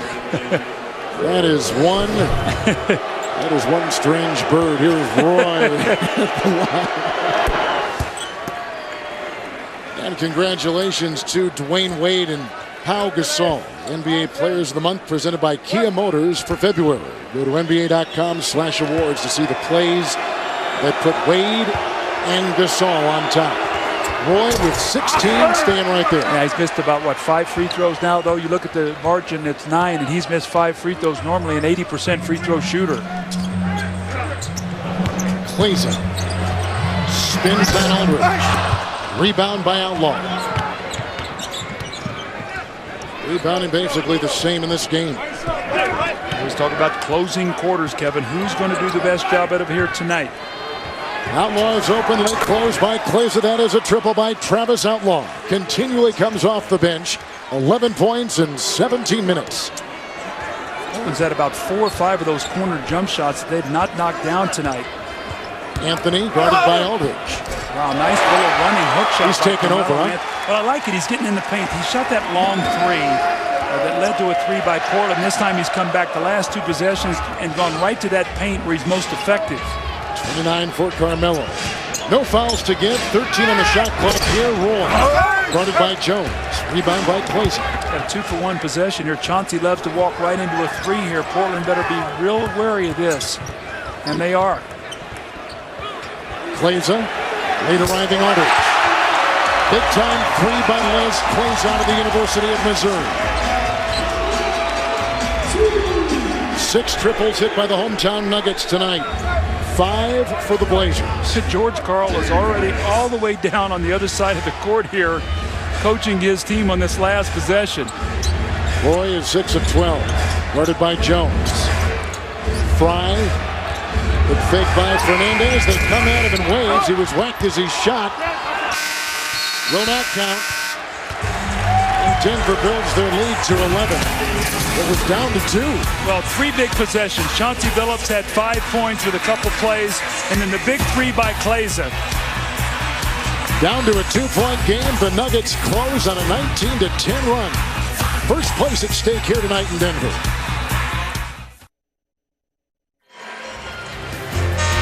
We're back in Denver where the NBA tonight is presented by the United States Marine Corps. Nuggets on top by 11. They've led by as many as 16. They're coached by George Karl, who moments ago was interviewed by our Craig Sager. Well, Coach, after Portland cut it down to a 2-point game, you're able to extend it now to 11. How comfortable do you feel with 11-point lead going to the 4th at home? Well, we've been good all year, so I got to be comfortable. But Portland's a good team, and I think it's going to be some battles. I would rather have an 11-point lead with about 2 minutes to go. Brandon Roy is the one that usually sparks their comebacks in the 4th quarter. Who will defend Brandon Roy down the stretch? Right now, Dante Jones will be there. Maybe Melo sometimes. JR's been good. He was good against a kid named Kobe a couple of nights ago. All right, thanks a lot. Back to you, Kevin. J.R. Smith held Kobe to 10 of 31 from the field. Here is Jones across the lane, and he traveled right there. Anderson, Jones, Anthony, Billups, and Kleza, the Denver 5 to begin the 4th. Out there is Fernandez, Prisbilla, along with Aldridge, Blake, and Outlaw for the Blazers. Well, Denver is 18-1 at home when they are leading after 3, but you can see some of the struggles. They are 2-5 in that stretch. Really, the only 4th they won was the game against the Lakers, where they were +8. So let's see if they can finish the deal tonight against a Portland team that is known to come back. It's a foul. Boy, but he was held. You could see the jersey of Aldridge being held by Anderson, and no call was made as he was making that spin. It was very blatant. Nonetheless, no call. It goes up against McMillan's Blazers. Second foul called on LaMarcus Aldridge.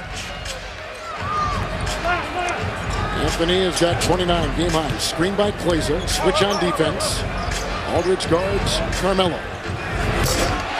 He can make that mid-range shot. Yes, he can. And what he did was, if you watch, he had a bigger man on him, and he sort of took a dribble at the guy to get him to step back Aldridge, and then he just pulled up and knocked down that jump shot in a great rhythm. So he used the dribble to get into the rhythm of his shot.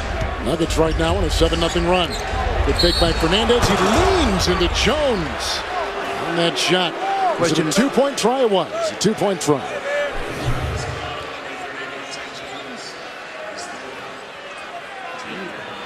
Holding on to his jersey right there. Great job by Gary Hasselness and Matt Cunningham are 2 of our many very good camera people here in Denver tonight. Birdman, his claws, his talons got inside the jersey. Here's Rudy Fernandez at the free throw line for the Portland Trailblazers, who Doug did not make a trade at the deadline a couple weeks ago, even though they may have been seduced in some ways for a Vince Carter or whoever, but they're really staying patient with this team, aren't they? They didn't want to make any long-term contractual decisions to a guy who might hamstring them for something they want to do down the road. Now remember, we've not seen Greg Oden here tonight. They're hoping to get him back soon. They missed Greg Oden, obviously. He and Prisbilla, very good two-headed center in there. Both of them bring shot blocking and rebounding and some defense. I think Craig Sager might have something about Greg Oden. Craig?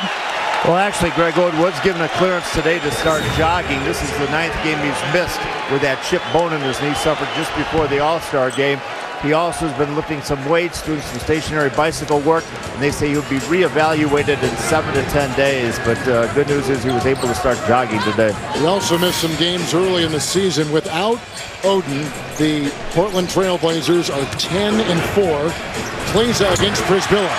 But Doug, against good teams, without Oden, only 4-4. Well, they're 1-11 against the top other 8 teams on the road in the NBA. That's the big thing right now with Portland. They're so great at home, but are they going to find a way to beat the better teams on the road in the Western Conference? On the switch, Kleza on Fernandez. Shot clock down to 5. A 3 by Rudy.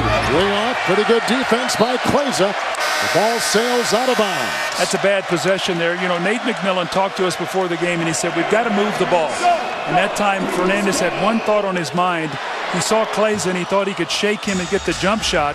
Kleza actually did a nice job and forced him into a very, very difficult shot. So Nuggets still with a 13-point lead here and seem to be very much in control right now. Roy is in for Prisbilla. Denver has hit their last 5. Billups, 3 of 11. Jones, who came off the bench with his first basket tonight in his first try. In 14 minutes, he's got 2. Well, he's made his game here with Denver. They were looking for a guy to come in and start a game and give them some defensive presence. He's done that. George Karl said it was time to move J.R. Smith into the starting lineup. He thought that over the last 60 games, there is Carmelo sprinting to the bench. Oh, look at him laughing. Look at Kenyon Martin over there. I like that. He got the message. Glad our guys caught that in the truck. Biggest lead for Denver, 16, shooting 55%. Carmelo's got 31 points to lead all scorers. And Doug, as you survey the top 3 teams in the Northwest Division, you got a different way of your own formula for trying to figure this out. Well, I'm going the Doug Moe theory here, the great coach of the Denver Nuggets. He takes road wins versus home losses. That would be plus 10 for the Nuggets. So you would take that in a 41-game season, or 41 games would be a 500. So they're plus 10 right now. So they're playing at a 51 win. The Blazers are playing at plus 8, which would be 49. The Jazz plus 5 at 46. So right now the Nuggets in the driver's seat if they continue to play at the same pace. Bayless has come in for Fernandez. Double teamed. Outlaw hits another shot outside. He's got 13, 6 of 9. Anderson was on him. Bayless on Billups. 9.5 to play. The winners in first. Denver may stay there. Portland trying to get there. Aldridge gets the loose ball on the layup by Nene. Well executed play. Nene very upset. He missed an easy shot. Switch on defense. Now they got Anderson on Blake. It's Bayless shedding Billups. Blake looks around. The little ball fake right there. Buys him an open shot from triple territory. Yeah, Portland will not go away. I mean, this is a team that's going to fight you to the finish, and Denver is going to have to run their plays, get good shots. Blake has 8 points and 5 assists. Billups, 3 of 11. Bayless reaching in, picks up the foul.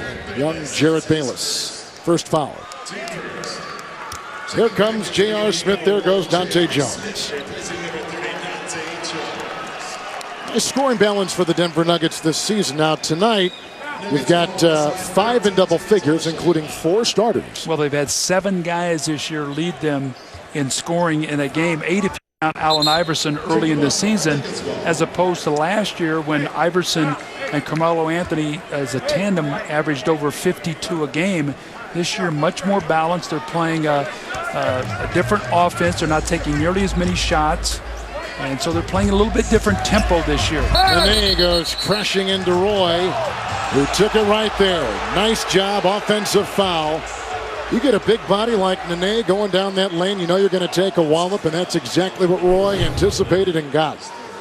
3 on Nene. Right there, Brandon Roy, here's your best player stepping up and taking a charge on the biggest, strongest player of the Denver Nuggets.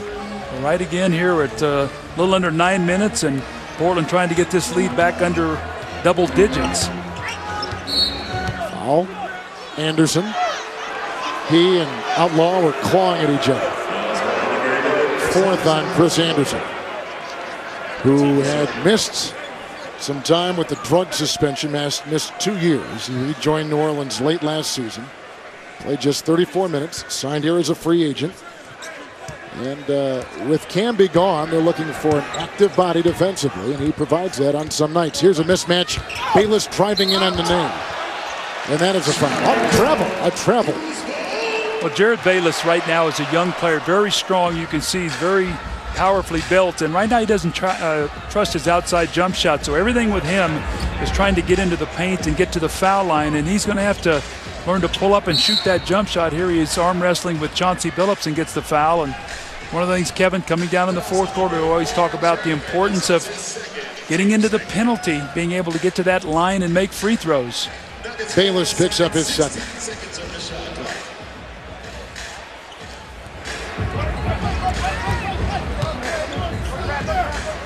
Bayless and Billups, Aldridge and Nene.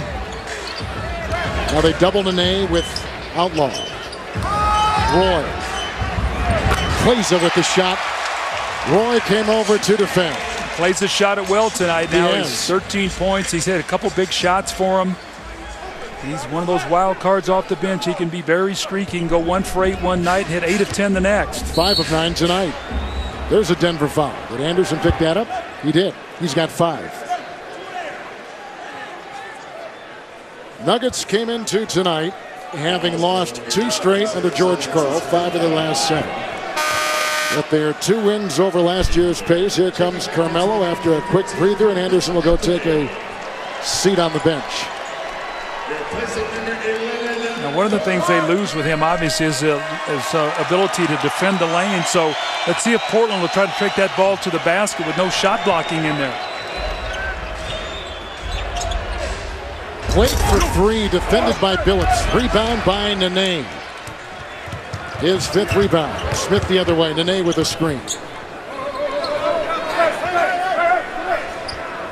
7.5 to play. Carmelo 14 of 21. Good fake on Roy. Rebound by Outlaw. A nice job that time by Brandon Roy. Actually, Carmelo Anthony was really seeking the contact, and Brandon Roy went away from him and stayed away from that foul. It's going to be an offensive foul here on LaMarcus Aldridge as he tried to carve some space in the post against Nene. That's the 3rd on LaMarcus, much to the surprise of Nate McMillan. Blazers shooting 49%. Nuggets shooting 54%. I think Denver's been over 50% the entire game. They had the one stretch where they just did not shoot it well. They had that second, third quarters. They were 9 of 27, but they were so hot to start the game. Billups inside the Nene, who hands off to Clayza, who beats Outlaw to the rim and gained terrific position. Clayza Doug has scored outside, inside, 15 points in 20 minutes. That's 44 points in the paint for Denver. When this game was a 2-point game, it was 28 all. Now it's plus 14 in the paint for Denver. That's how important it is for them to get in the lane and not shoot those long jump shots. Good point. Here's the drive, the slicing move by Brandon Roy. He's got 18. You know what I love about him is, although he's a right-handed player, he loves to finish with that left hand around the basket. And you take a look at assists over the last 3 seasons for this Nugget team and their record.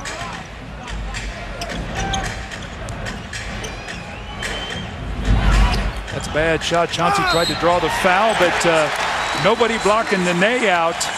So Chauncey Billups got bailed out that time. You know, Kevin, how much he loves to pump fake, get you in the air.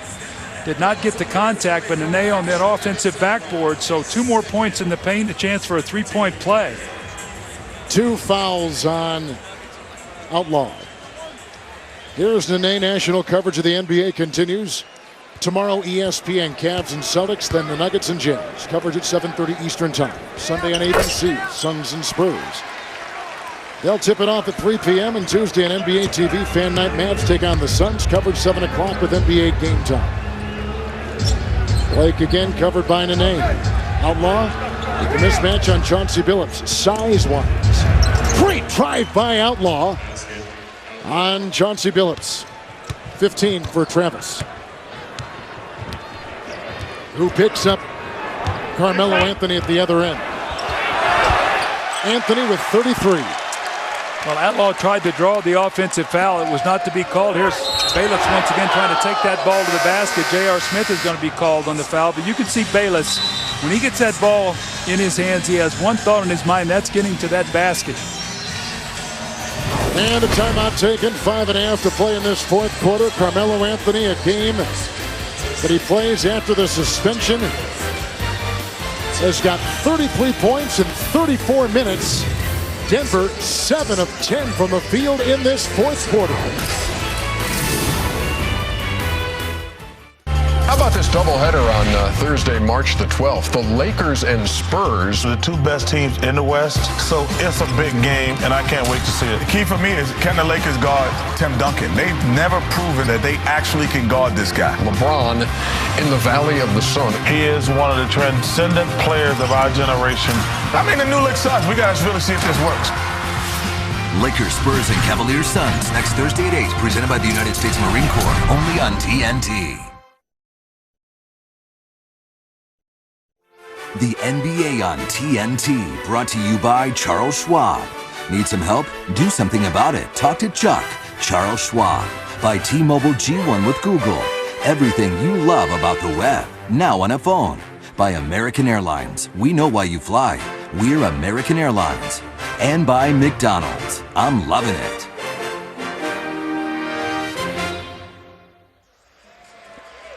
Beautiful night in Denver. Nuggets with a 15-point lead. Time now for the Marines play of the game, turned in by the Birdman with a nice defensive play inside.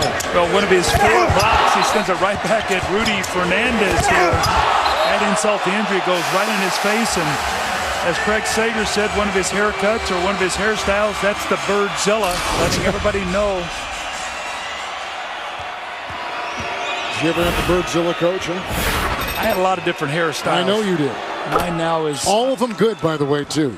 Now I have no hair. All of them? No, you're doing all right.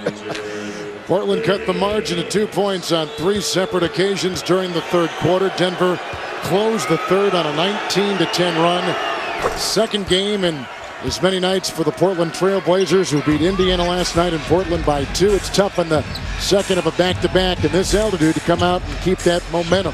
Plus, you're playing uphill the whole night. You get down 3 times. They got it to within 2. Never could get the lead. And it looks like if Denver will take care of the ball here, they're going to be able to finish this game off. What I like what they're doing now is they're taking that ball right inside and getting to the paint, either scoring layups or getting to the free throw line. 48 points in the paint now for Denver. They're plus 14, and we said one of the things we talked about before the game was strength versus strength. Portland normally does a very good job defending the paint, and tonight Denver has had the big advantage there. Looks like the shooting slump for Carmelo's over. I came into this game, the last 2 games he had played, only 29% from the field. You know, sometimes you get a day off, and obviously you don't want to get a day off through a suspension. Right.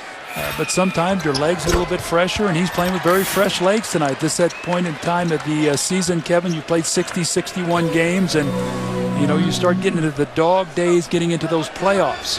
But, Doug, now you've got just the final quarter of the season remaining. Aldridge defended by Anthony, rebound by Clayson. 20 games left, give or take a couple, depending on what team you are. So, I mean, it really now is becoming magnified. And in this Western Conference, I mean, you can be in third place today in the West and be in 8th in about 10 days if you have a slip-up. Nice pass by Nene. Inside Carmelo.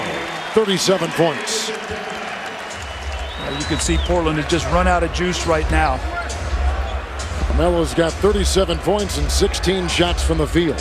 Kevin, I talked about also, too, that 100-point barrier for Portland, especially on the road, is Brandon Roy with that, again, with that sweet left hand on the baseline. But I didn't think that Portland could win a game tonight if it was going to be a 110, 112-point game. And unless Denver really falls asleep here, they're going to end up with about 110, 112, maybe even 115 points tonight.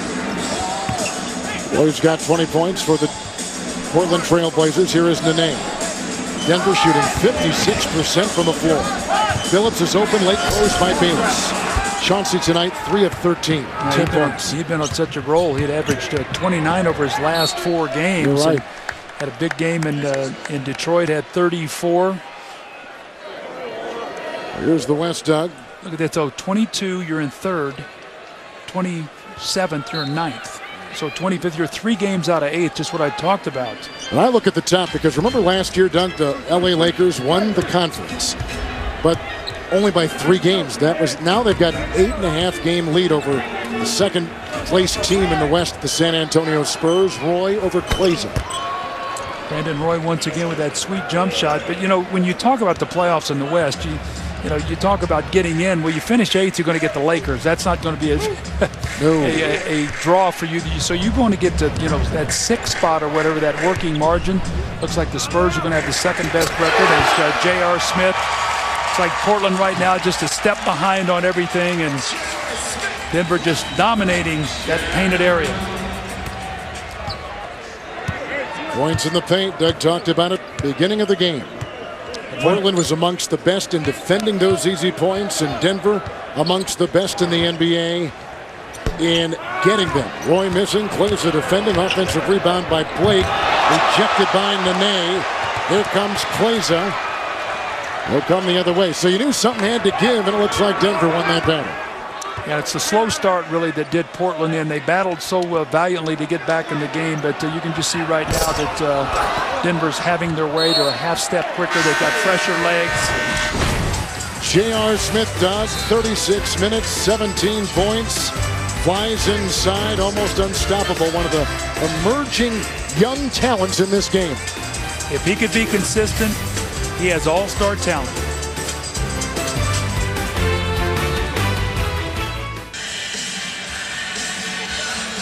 A couple hours ago, Doug, these were the headlines you thought coming into this game that we should watch. Let's go over them once again. Well, the paint, we talked about easy scores plus 16, and that's when the game really changed, when Denver was able to get back into the painted area, rebounding Denver, plus 3 offensive rebounding. Bench Sparks, Anderson 4 blocks, Kleza 15 points, and then Roy versus Anthony. Anthony tonight 37 points and has had a huge bounce back after that suspension. I think Carmelo's happy to get this game back under his belt. I know George Karl is.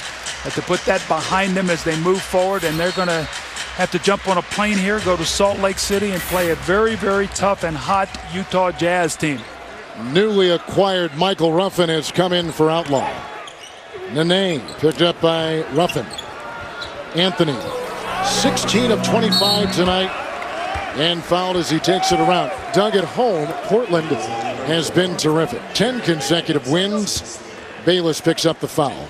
Nate McMillan has constructed a record of 25-5 at home. But on the road, when they lose tonight, they'll be 13-18. Are you concerned about what they're doing on the road? Well, yeah, I mean, that's the growth. I mean, as a young team, you're going to be better at home. They have great fans. And Nate is trying to teach this team the toughness, the tenacity that you have to play with on a nightly basis to be able to go out on the road and win games. And tonight, whether it was fatigue, they dug themselves a hole early. They fought like crazy to try to get out. They got to within 2-3 different times, but could never get over the top and just ran out of gas here tonight. And Carmelo Anthony has been brilliant. He got some nice play from Nene. J.R. Smith was 17, 15 from plays off the bench. Bad miss by Bayless. I guess all misses are bad, but that one really looked bad. Batum watching a three-point shot by Carmelo. Carmelo's going for 40 here. That would have given him 40. He's got 38 and 38. Ruffin inside. Rebound by Kleza. 54% shooting for the Nuggets. Kleza outside. And Johan Petro took the place of the injured Kenyon Martin tonight. So here are some of the additions made by some of the teams. Mikey Moore and Stephon Marbury at the top of that list for contending teams. Yeah, all the teams that think they have a chance. The Boston Celtics with Mikey Moore and Marbury. And Drew Gooden today finally signed with the San Antonio Spurs. That's a big pickup for them to put him on that front line with Tim Duncan, and it gives you that versatility. That's a big pickup for them. Jason Hart, who was just let go by the Clippers, has just checked in with the Denver Nuggets. They really believe in 3 guards come playoff time. J.R. Smith the miss. Kleza chases down the loose ball. I think one of the things that George Karl's always said, the importance of that third point guard, and you see it tonight. Anthony Carter's out with a hip injury, and he said the last thing you can do is get into the playoffs. You lose one of your point guards, and that because that's a person that has that ball in their hands and is creating all the opportunities, getting into your offense. And so George getting a little insurance with Jason Hart. Sonny Weems is coming in for Smith. He's a second-round draft pick rookie. Is Weems out of Arkansas? Actually, he was a second-round pick by Chicago, and his rights were traded to Denver. Sonny Weems. Last we saw Weems, he was at the All-Star game, serving as a prop. Channing Frye out there. Ruffin comes up with the loose ball. The Portland Trailblazers will drop to 38-23, road record of 13-18. And their 3-game winning streak will come to a halt. They will be tied in second place with the Utah Jazz, a game and a half in back of the Denver Nuggets. Utah has the tiebreaker right now with the Blazers, as you're keeping track of where these teams are working their way through. They've beaten Portland twice this season. You know, Denver's goal going into this year was to get to 40 wins before they got to 20 losses. They weren't able to do that because they stumbled here in the last 7 games, only 2-5. I think, you know, one of these games like this you play tonight. We'll see how they now go to Utah. Said before, you see Chauncey and Carmelo. Chauncey did not shoot the ball well, but his usual floor game had 9 assists in the ball game tonight. Carmelo back in the swing with 38. Now you got to go on the road to Utah, and you're going to be facing tonight what Portland did in a back-to-back. And Kenyon Martin, will he play tomorrow night? He's been out with back spasms. Denver with the win will go to 40-22, home record of 23-7. They'll win their 3rd consecutive home game. Hart makes the shot. He has bounced around the NBA as Jason Hart, 8 years out of Syracuse, 7 different teams. Most recently with the Clippers, where he played 29 games. Here's Sergio Rodriguez. Hart tried to come up with it. Ruffin knocks him down. Sergio Rodriguez has not played well tonight. He came in the first half, and it just not has been a factor tonight. That's why Nate McMillan went to Jared Bayless. He's coming off a poor season anyway. Yes, Rodriguez. Yeah, Sergio has not played well. It's been up and down and stuff. You know, he looks very thin. I didn't remember him being that thin, but he looks very thin. I don't know if it gets worn down by the season. Here is Hart at the free throw line. TNT's best bad girl is back. Join Holly Hunter and the rest of the cast in an all-new episode of Saving Grace, Monday at 10, 9 Central, only on TNT. Well, this was an anticipated game. It didn't give us perhaps the fireworks we wanted, although 3 separate times in the 3rd quarter, the Blazers came within 2 points of Denver, and the resiliency of the Nuggets held on. Right by Rodriguez. And off to Nicolas Batum, 19 years of age from France. Good win, and now this is the 3rd game these 2 teams have played this season. And the Denver Nuggets will go up 2-1. They will play on the final day of the regular year, April 15th. And who knows, that could be for the Northwest Division title. We'll have to see what happens. Denver shoots 53%. Carmelo puts in 38. They got 15 off the bench from Glazer. And the Trailblazers got a Blazer high 22 from Roy. 9 of 16, 4 assists. Well, good night for Carmelo Anthony, who's standing by with our Craig Sager. Well, that was the Carmelo Anthony night from start to finish. 38 points, 38 minutes. How comfortable were you out there? And do you think possibly by missing the game the other night, you crushed your legs and felt better? I don't know. This is a must-win for us. I told my team we needed this win. Let's get back playing the way we was playing, early in the season. Putting them losses behind us and getting rolling these last couple games. You said a must-win. You're now a game and a half up on both Utah and Portland in the division. How key is it to win that division and get the home court advantage in the first round? That's what we're fighting for. We want home court advantage. But first of all, we want to finish this season off strong. You talked about how you would react to the suspension. You said when you get something for tonight, you're going to sprint to the bench, which you did. Well, what was the reaction from your teammates who went sprinting over to join them? I mean, it was just a good hustle, man. I learned my lesson from that, from that mistake the other day. I moved on. Actually, I forgot about it. I forgot about it already.